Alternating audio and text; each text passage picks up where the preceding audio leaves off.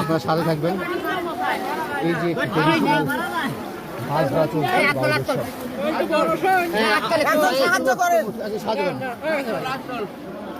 ভাই মাছ ধরিস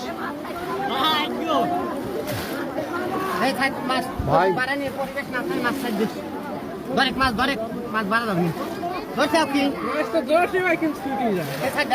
আপনি ছেড়ে দেন ভাই, ধরছেন ধরেন।